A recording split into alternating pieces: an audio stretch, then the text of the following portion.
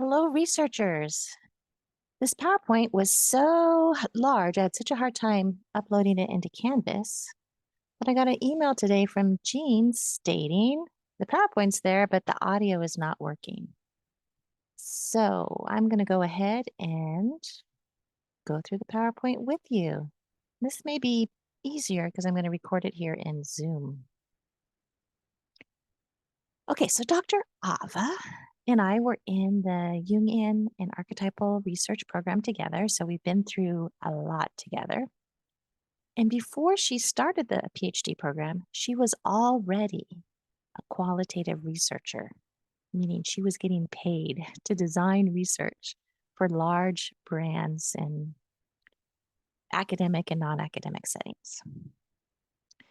So she had such a jump on this whole part of the research compared to the rest of us in the program. And so I've looked up to her for a long time because of that.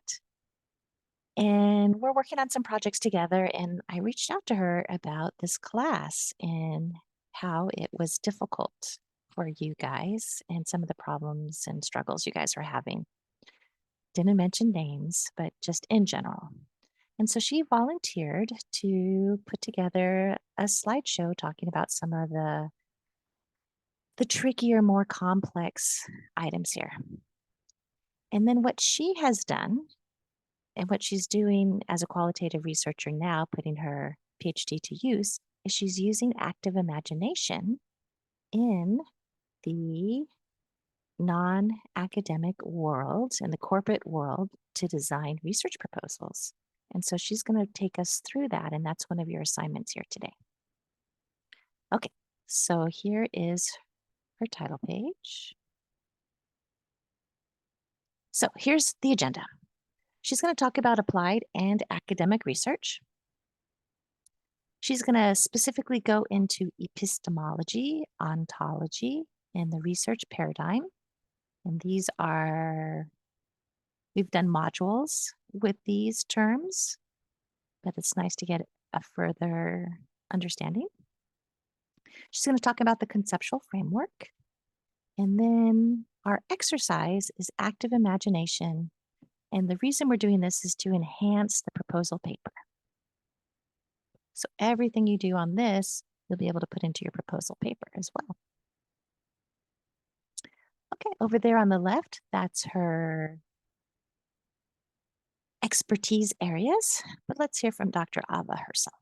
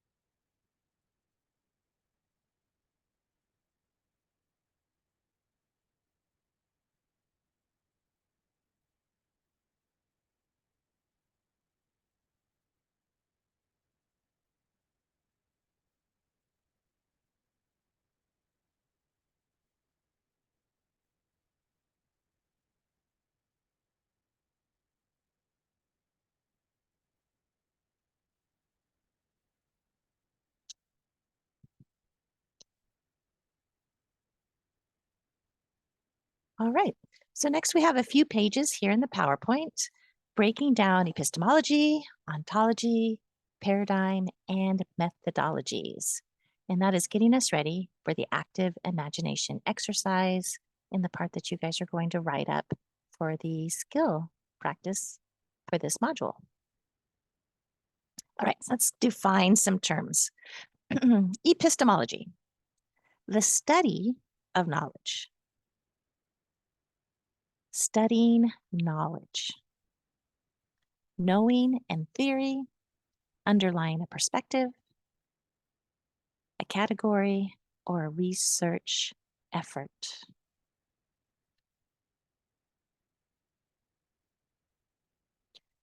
All right. When we talk about epistemology, we can ask ourselves which one of these primary ways of knowing, how do you know what you know, do you lean towards? I'm going to have you choose one of these today, left or right, understanding that as a researcher, as a psychologist, as a person, you may lean one way today and you may lean towards another way in the future. And that's acceptable. But for today, for this project, for the knowledge that you are learning about, for your topic, which way are you leaning? Are you leaning towards knowledge is all, or most significantly, on the outside? The knowledge about this topic is going to be coming into me from without, from other sources. Or knowledge is all, or most significantly, on the inside.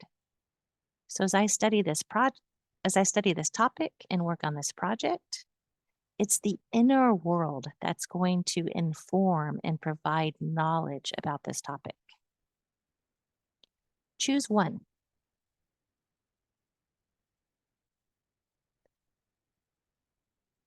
And then as we take a look at epistemology again, let's choose one of these to say where that knowledge is coming from.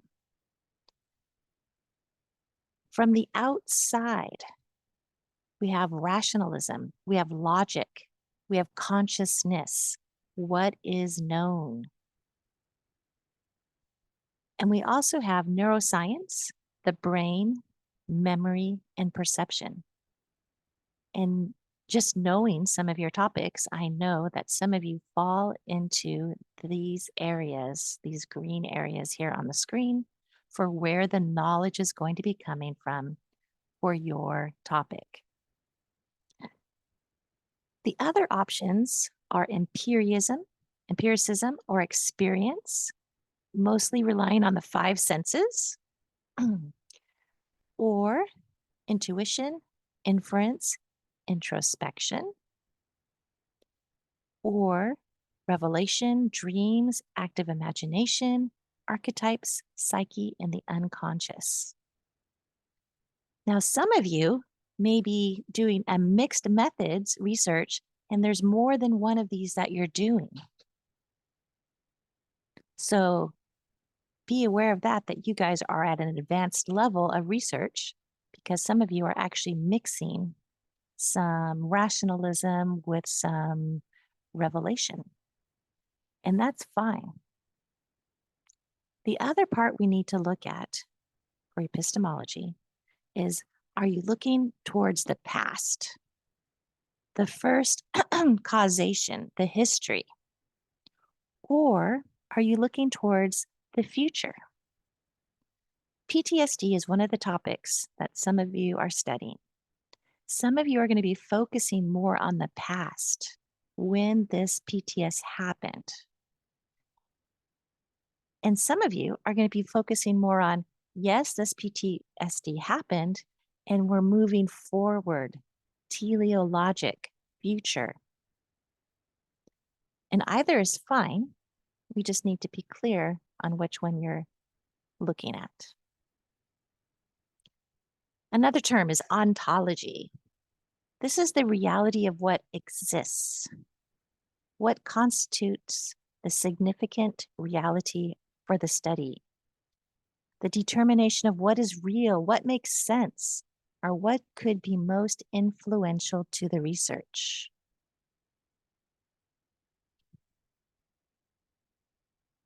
What have you guys found in your research articles that talks about what's significant for this topic?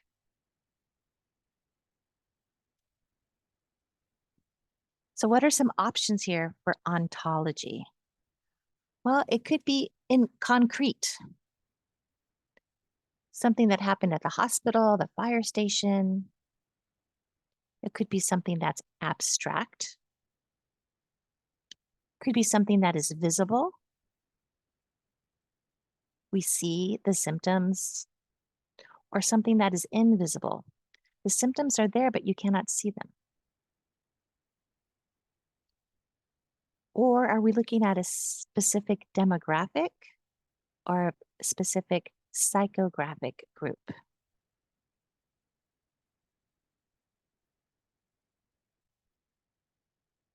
In your project, what is significant? Paradigms. These are a set of concepts, assumptions, values, and practices that constitute a way of viewing reality for the community, for the experts, for the researchers, and the stakeholders that share them. Now, in your research essays that you have read, they have assumptions and values. You may line up with those assumptions and values, or you may not. You don't have to line up with what you found.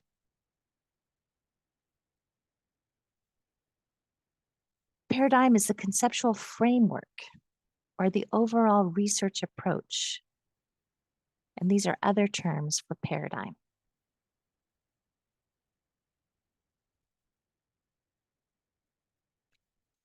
Here are some examples of some research paradigms. A paradigm could be descriptive. So it will investigate, it will map, it will describe the needs, it will describe the problems, it will describe the process, the causes, the relationships, and the existing phenomena. And your proposal could be, I want to describe, I want to look at the relationship, I want to investigate. That is a perfectly acceptable proposal. Your research proposal could be evaluative. So you're going to assess a product, a concept, or a communication. Your proposal would be to collect the data to improve the product, the concept, or the solution. And this is where some of you are putting two concepts together. You found a gap, you found a lack, and you're using your creative expertise in the matter, in the subject matter, and you want to evaluate these two concepts, these two products, collect data in order to improve them.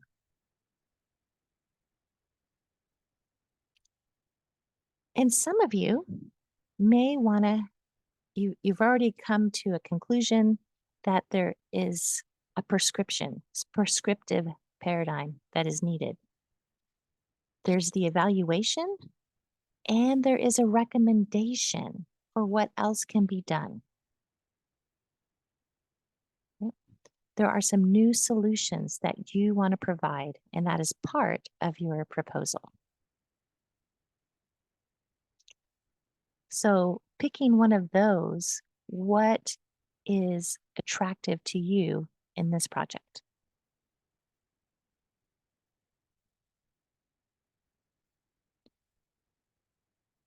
We could also look at exploring. This is just looking, diving deep, exploring the issues, the problems, the areas, categories. Things are not very clear, not very charted, not very well defined.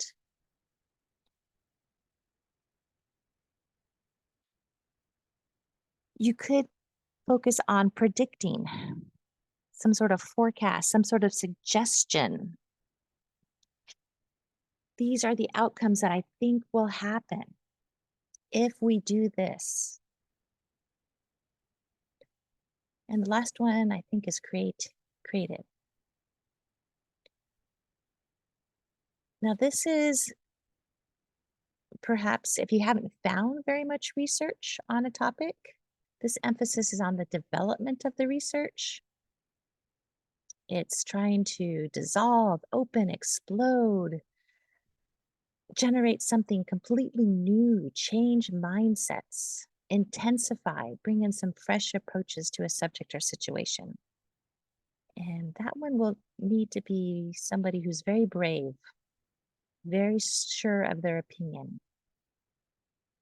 But if you want to play with that, if that's attractive to you and your topic, and for this proposal, do it. This is a safe place. All right, these we've heard of: positivist, constructivist, and pragmatic.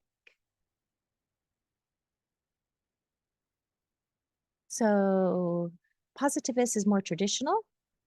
We're looking at reason, measurement, quantitative methods, requiring people to be neutral. If you can't measure it, it can't be known.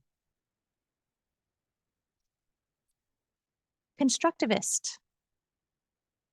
This is saying that the people, the participants are constructing, putting together, like Legos, their own understanding and knowledge of the world, using their personal experience.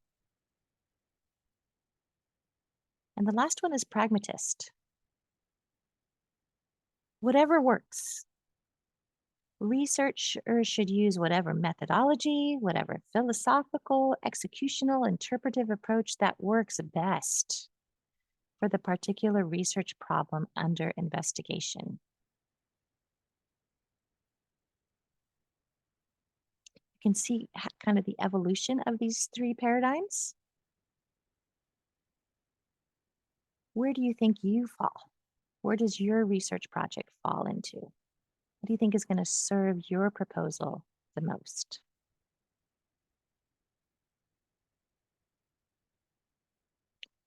Okay, methodology. This is a comprehensive, usually named system of perspectives, modalities, and methods. This is selected as the basis for use in a field of study or research effort. And we started this course by trying to look at qualitative methods and quantitative methods. And because there are so many methods, and bringing up a mixed methods as well.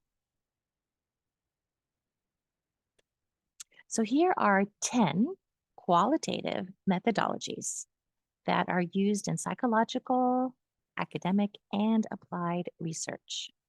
Most of these I'm sure that you have heard of: narrative, organic, a case study, cultural, grounded, a focus group, alchemical or hermeneutics, parapsychology, phenomenology, one-on-one interviewing. They can be structured, they could be semi-structured, or they could be non-structured.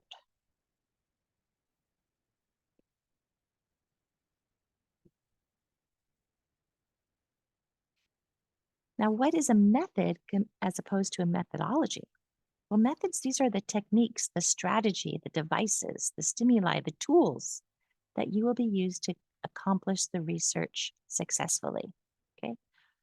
And with your proposal, you have unlimited budget.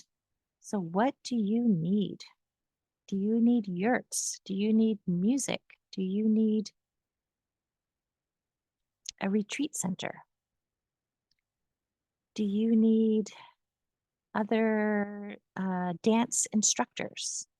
What are the techniques and tools that you will be using? That's going to be the fun part.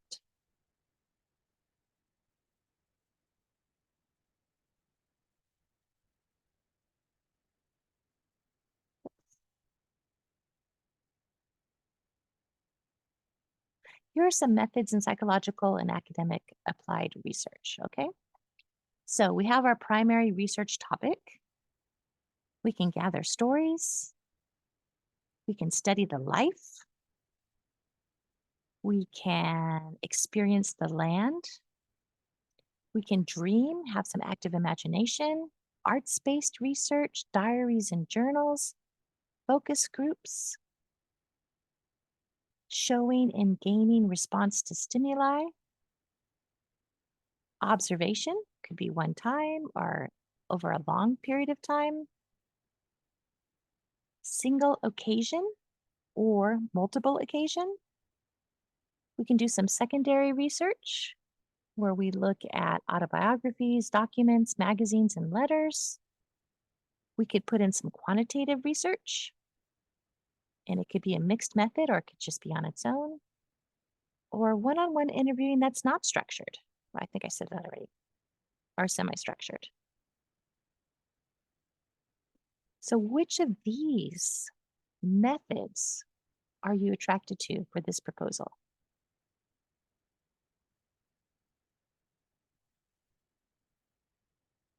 And then, how do all of these work together?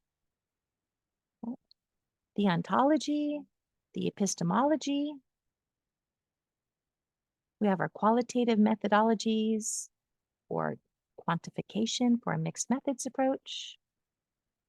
And all of these work together for your research.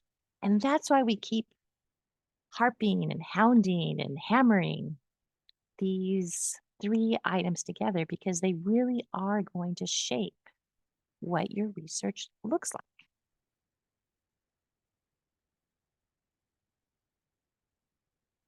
All right, let's take a look at Dr. Ava. She's going to talk about the EOP, epistemology, ontology, and paradigm.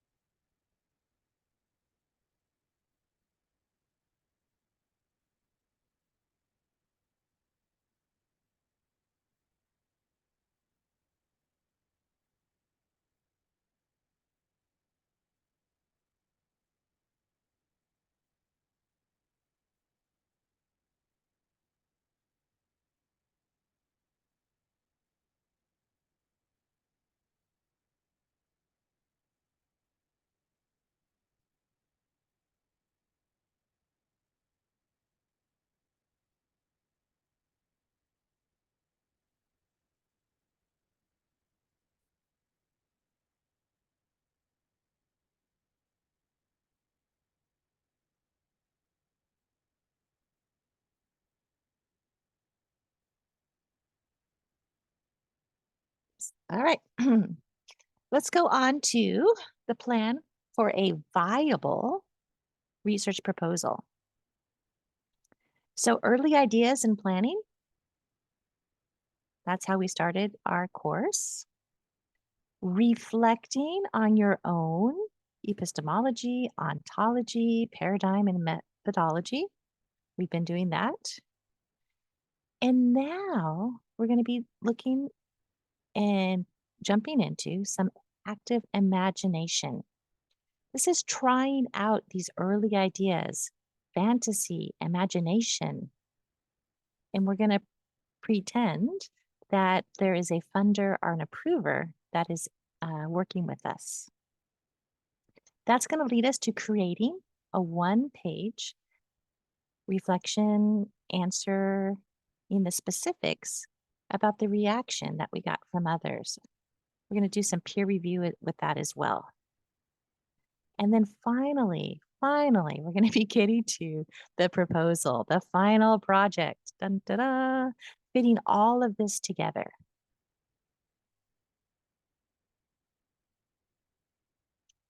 Okay, so here is Dr. Ava. She's going to lead us through, it's about a 10-minute exercise. She recommends getting out a pen and paper for writing the answers. Start this when you can be in a meditative space. We'd like you to be authentic about your feelings, authentic about your research project. Put yourself in a physical space that's quiet and you won't be disturbed for about 30 minutes. And then you're going to, after each question in the imaginal thunder, go ahead and feel free to stop this video and to write your answers down. Her video is about 10 minutes, but we're thinking that altogether to give you the time for writing, it'll be about 30 minutes. I'm going to just let it play. Here's the fun part. Hope you enjoy it.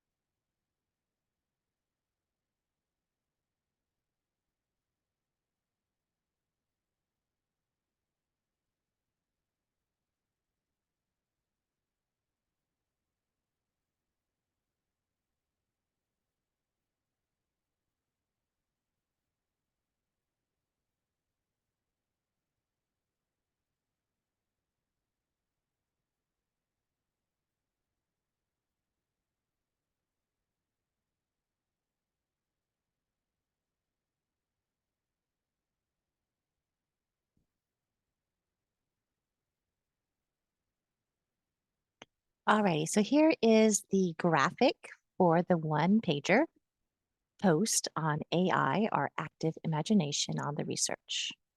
And I have that in the module for you as well. And then here's the question: how and in what ways did doing the active imagination exercise with the Imaginal Funder change, augment, radicalize, enhance, structure, or give you new and different insight into your original core idea? So that's where we're going to be going.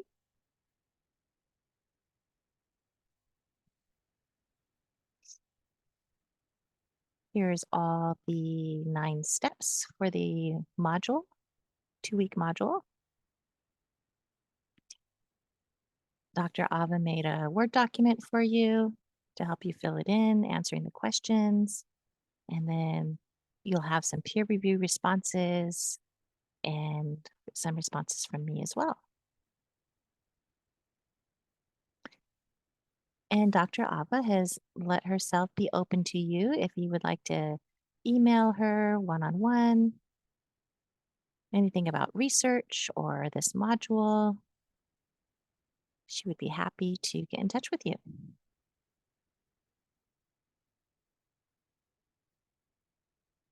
There's a little overview of the important terms for this PowerPoint presentation.